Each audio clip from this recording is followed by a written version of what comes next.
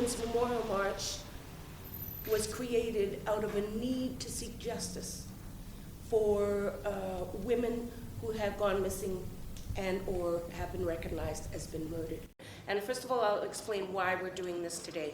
One of the decisions that was made about this year's Women's Memorial March is that we were not going to have press as part of the ceremony.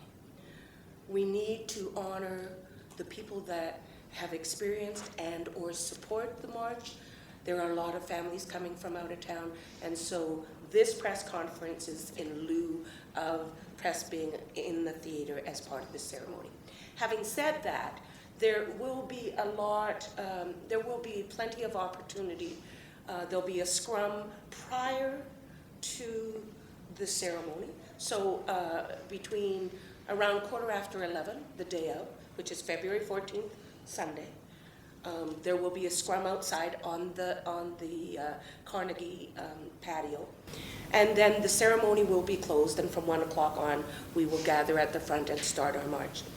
As a frontline worker, you know, it's blatantly aware that Aboriginal women experience violence at a higher rate than any other sector of Canada, and it's continuing to happen. And, you know, I just was at work earlier, and I had to go to one of the SROs and, you know, had to listen to a story of a woman that was brutalized and had a needle in her arm, was just crying to God for help. And those are the kind of experiences that, you know, happen on a daily basis. Like, this is still happening. And why is it happening? Is because a lot of the organizations that are there to assist and help people are underfunded and understaffed. We don't have the resources to continue the work that we're doing as frontline workers. Why are our leaders not doing anything about it? Why? Because the government pays them to be in those positions. They're not going to listen to our issues. They're not even aware of it.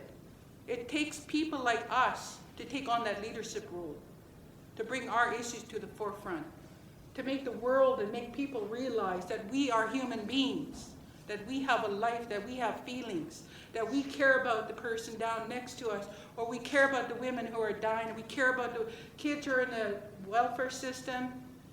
You go down to the family court system, you'll see how many of our kids are there, how many of our mothers are struggling by themselves. When is our struggle going to stop? When? Across Canada, there are 3,000 women on the list right now. When is the killing going to stop? Make changes to those policies to reflect the change that you want for my people. Because you know what? My eyes, my ears, and my mouth have deceived me over the years because I've been brainwashed and conditioned to think, see, and hear a certain way. It took years for me to reintegrate back into my body, and it took more years for me to even acknowledge that these brown hands were mine. But first and foremost today, I'm proud to say that I am an Indigenous woman, and I'm proud, you know, of who I am now to this day. But I have to bring my issues to the forefront. I'm not afraid to say a lot of what has happened to me, because this is the realities of what my people are facing.